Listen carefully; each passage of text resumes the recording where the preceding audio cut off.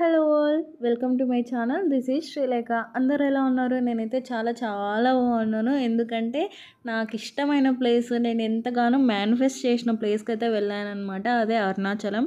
నేను చెప్పాలంటే మార్చ్ నుంచి 2025 మార్చ్ నుంచి యాక్చువల్గా మార్చిలోనే ఏమైందంటే, నేను ఏ సోషల్ మీడియా యాప్ ఓపెన్ చేసినా, యూట్యూబ్ కానివ్వండి, ఇన్స్టాగ్రామ్ కానివ్వండి, ఏది ఓపెన్ చేసినా కూడా అరుణాచలం గురించే వచ్చేదనమాట. నాకు అంతకుముందు 1% కూడా అరుణాచలం అనే ప్లేస్ ఉందని కూడా తెలియదు యాక్చువల్గా. సో అలా వస్తున్నప్పుడు ఏమైపోయిందంటే, నేను దాని గురించి ఇన్ డీటెయిల్గా తెలుసుకోవాలనుకున్నాను అనమాట. సో అలా తెలుసుకుంటున్న టైంలో చాగంటి గారి ప్రవచనాలు వినడం, లేదా అరుణాచల చరిత్ర వినడం ఇలా విన్నాను. ఇంకా విన్నప్పుడు నాకు ఫస్ట్ నుంచే శివుడు అంటే చాలా నమ్మకం.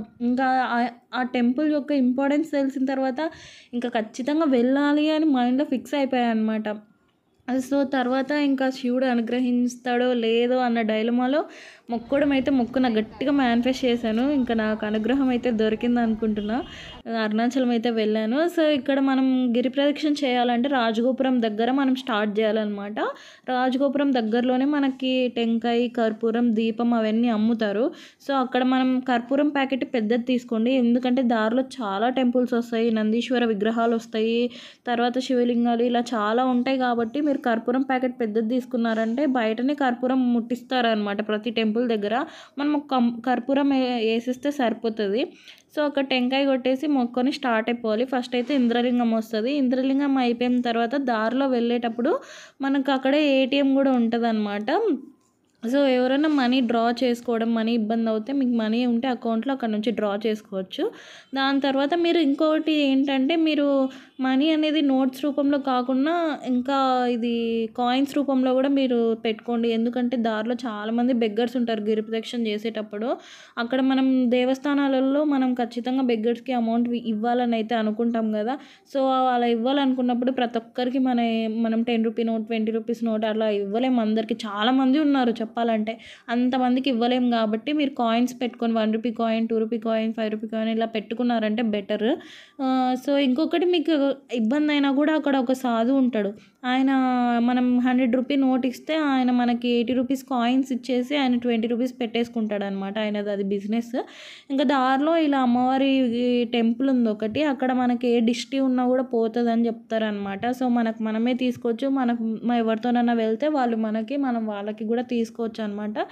సో ఇంకా దారిలో ఇలాంటి ఆవులు కాదు, సారీ, ఎద్దులైతే చాలా చూసాను నేనైతే గిరి ప్రదక్షిణ చేసేటప్పుడు. లిటరల్గా ఒక 5-6 చూసింటాను. మొత్తం అవే కనిపించాయి అనమాట నాకైతే. ఇంకా దారిలో ప్రతి లింగం దగ్గర వెళ్ళి ఖచ్చితంగా మొక్కోండి. ఏ లింగం మిస్ చేసుకోకండి. అంత దూరం వెళ్ళి ఏది మిస్ చేసినా కూడా మనకు చాలా డిసప్పాయింటెడ్గా ఉంటుంది అనమాట. ఇలా నందులు కూడా కనిపించిన దగ్గర మొక్కోండి. కనపడింది మనం ఏం చేయలేము. ఇంకా వినాయకుడి దగ్గర అంతా మాకైతే చాలా మంచిగా జరిగింది గిరి ప్రదక్షిణ. అనుకోకుండా మేమైతే పౌర్ణమి రోజు వెళ్ళాము. అదైతే చాలా అన్ఎక్స్పెక్టెడ్. మేము ఫస్ట్ వెళ్ళాలి అని అయితే మొక్కున్నాము. ఈరోజు వెళ్ళాలి, ఆ రోజు వెళ్ళాలి, ఇంపార్టెంట్ డే అని అనుకోలేదు. జస్ట్ ర్యాండమ్గా వెళ్ళిపోవాలి అని అనుకున్నాము. ఇంకా బస్సు ఎక్కిన తర్వాత మేము రూమ్ కూడా బుక్ చేసుకోలేదు. ఇంకా వాళ్ళు ఎలా ఉంటుందో ఏమో, అరుణాచలంలో ఫుల్ పౌర్ణమి కదా, ఫుల్ రష్ ఉంటుంది అది ఇది అని మాట్లాడుకుంటున్నారు. పౌర్ణమియా అని చెప్పి అప్పటికప్పుడు యాప్ ఓపెన్ చేసేసి రూమ్ బుక్ చేసుకుందామని చూస్తే ఒక్క రూమ్ కూడా ఖాళీ లేదు, అన్నీ ఫుల్ అయిపోయినాయి అనమాట. ఇంకా లాస్ట్కి మా అదృష్టానికి రాజగోపురం దగ్గరే రూమ్ అయితే దొరికింది అనమాట, లింగాస్ రెసిడెన్సీ అని చెప్పి. సో ఇంకా అక్కడికి వెళ్ళిపోయి ఫ్రెష్ అయ్యి గిరి ప్రదక్షిణ స్టార్ట్ చేసేసినాము. ఇంకా దారిలో అయితే చాలామంది ఫారినర్స్ ఉన్నారు, చాలామంది. నాతో పాటు వచ్చిన ఫ్రెండ్స్ వాళ్ళు కాశీకి కూడా వెళ్ళారనమాట. సో వాళ్ళు అంటున్నారు, అసలు కాశీలో కూడా ఇంతమంది ఫారినర్స్ని నేను చూడలేదు, ఇక్కడ చాలా అడాప్ట్ అయిపోయారు అని చెప్పేసి. నిజంగా చాలామంది ఫారినర్స్ ఉన్నారు. వాళ్ళు చాలా మంచిగా ఉన్నారు చూడడానికి కూడా. దారిలో కుక్కలైతే వాళ్ళు ఎటు వెళ్తే అటు వెళ్ళిపోతున్నాయి కుక్కలైతే వాళ్ళ చుట్టూ. ఇంకొకటి ఏంటంటే, మీరు గిరి ప్రదక్షిణ చేసేటప్పుడు ఒక 9 మంత్స్ ప్రెగ్నెన్సీ లేడీ లాగా చేయాలి అని చాగంటి గారు చెప్పారు కదా. సో అలానే చేయండి. రష్ ఏం లేదు. మీరు ఒక డే అంతా గిరి ప్రదక్షిణ చేసినా కూడా ఏం ప్రాబ్లం లేదు. అక్కడ ఎవ్వరు వెనకాల తరమరు కదా. సో ప్రశాంతంగా నిదానంగా చేసుకుంటూ వెళ్ళండి. ఏదో వాకింగ్ రేసో రన్నింగ్ రేసో పెట్టినట్టు కాకుండా ఒక చాలా నిదానంగా అడుగులో మనం శివుడిని తలుచుకుంటూ వెళ్తే ఇంకా మంచిది. సో నిదానంగా చేసుకుంటూ వెళ్ళండి. ప్రతి టెంపుల్ని కూడా విజిట్ అవ్వండి. ఎందుకంటే అంత దూరం వెళ్ళిన తర్వాత ఏది కనపడితే అక్కడికి వెళ్ళడం చాలా బెటర్.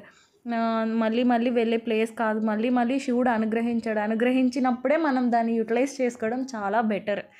సో దారిలో మాకు ఇంకా నేనైతే వీలైనంత వరకు లోపల శివుడిని చూపించేంత వరకు వీడియోస్ తీశాను. కొన్ని దగ్గర అయితే వాళ్ళు ఎంత తమిళ్లో అరుస్తున్నారు. వాళ్ళు తమిళ్లో ఎంత మనకు అర్థం కాకుండా వాళ్ళు అరుస్తున్నారని అయితే మనకి తెలుస్తుంది కదా. తెలిసినప్పుడు నాకు తీయాలని అనిపించలేదు వీడియో. ఇంకా దాని తర్వాత మోక్ష మార్గం దగ్గర అయితే నాకు లిటరల్గా చెప్పాలంటే చాలా భయం. ఒక గుహలన్నా, కొండలన్నా, వాటర్ అన్నా, ఒక కంజెస్టెడ్ రూమ్స్ అన్నా చాలా భయం. ఒక ఫోబియా ఉంటుంది నాకైతే. అలాంటిది మోక్ష మార్గంలో వెళ్ళాలంటే చూడండి నాకు ఎంత భయం వేసిందంటే నేను లైన్లో క్యూలో కూడా నిలబడలేదు. అసలు భయం వేస్తుంది నాకు. నిలబడాలని కూడా అనుకోలేదు. కానీ మా ఫ్రెండ్స్ మేము ఉన్నామని చెప్పారు. సరే అని చెప్పి వెళ్ళాను. ఇంకా నా టర్న్, ఇంకా నేనే దూరాలి నెక్స్ట్ అన్నప్పుడు వచ్చిన భయం చూడండి. వామ్మో, చాలా ఏడుపు వచ్చేసి కంట్లో నీళ్ళు వచ్చేసి ఎంత భయం వేసింది. ఇంకా తర్వాత వెనకాల వాళ్ళు మీ వాళ్ళు వెళ్ళారు కదమ్మా, నీకేం అది ఇది అని అరుస్తూ ఉన్నారు అనమాట. ఇంకా నాకు వాళ్ళకు కూడా ప్రాబ్లం అయిపోతుంది నేను ఇలా చేస్తే అని చెప్పి కళ్ళు మూసుకొని గట్టిగా దూరేశాను. ఇంకా బయటకు వచ్చిన తర్వాత మా ఫ్రెండ్స్ లాగేశారు బయటికి. ఇంకా అలా అయిపోయింది. దూరినట్లు కూడా నాకు అనిపించలేదు అసలు. బయటకు వచ్చాక ఏంటి నేను వచ్చేసానా, అంత భయం ఉండింది, నేను వచ్చేసానా అన్న ఫీలింగ్ వచ్చింది. సో చాలా మంచిగా అనిపించింది. బయటకు వచ్చాకైతే అమ్మయ్య వచ్చేసినా అన్న ఫీలింగ్ వచ్చింది. బాగా అనిపించింది. అక్కడ కూడా చాలా పెద్ద క్యూనా 1 అవర్ ఏమో పట్టింది మాకు అక్కడే. లేకపోతే ఆ 1 అవర్లో గిరిప్రదక్షిణ మొత్తం అయిపోయేది మాకి. చాలా టైం పట్టిందంటే అక్కడే మాకి. ఇంకా దారిలో మనకి ఆకలేసినా లేకపోతే దాహం వేసినా ఇట్లా మనకి ఫ్రూట్ జ్యూస్లు కానివ్వండి, రెస్టారెంట్స్ కానివ్వండి చాలానే ఉన్నాయి. కాళ్ళ నొప్పులకి మనకి మసాజ్ సెంటర్లు కూడా ఉన్నాయి. మసాజ్ 5 మినిట్స్కి 50 రూపీస్ అనుకుంటా. బార్గెన్ చేస్తే వాళ్ళు 40 రూపీస్కి కూడా వస్తారు గట్టిగా మాట్లాడితే. సో 5 మినిట్సే ఉంటుంది. మీకు ఎంత టైం ఉన్నా చేసుకోవచ్చు. 10 మినిట్స్ చేసుకోవచ్చు, 15 మినిట్స్ చేసుకోవచ్చు, అట్లా చేసుకోవచ్చు. నేనైతే 5 మినిట్స్ చేసుకున్నా.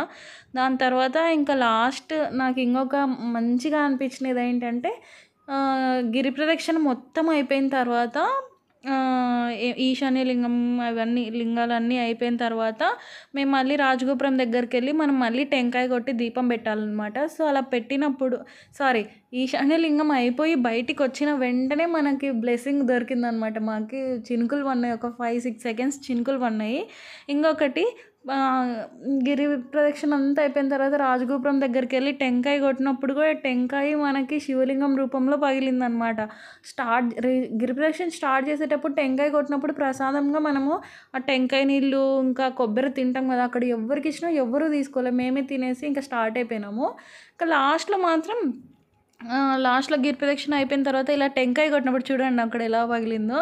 అసలు వాళ్ళే వచ్చి మరి ప్రసాదం కొబ్బరి అది అడుగుతున్నారు అనమాట. అందరూ వాళ్ళందరూ చూస్తున్నారు మా సైడ్ అయితే ఎలా పగిలిందో చూడండి అని చెప్పి. అది కూడా చాలా మంచిగా అనిపించింది.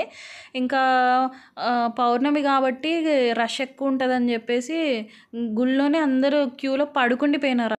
అదనమాట గిరి ప్రదక్షిణ. సో నెక్స్ట్ టెంపుల్ బ్లాగ్లో కలుద్దాం. Consider subscribing. బాయ్.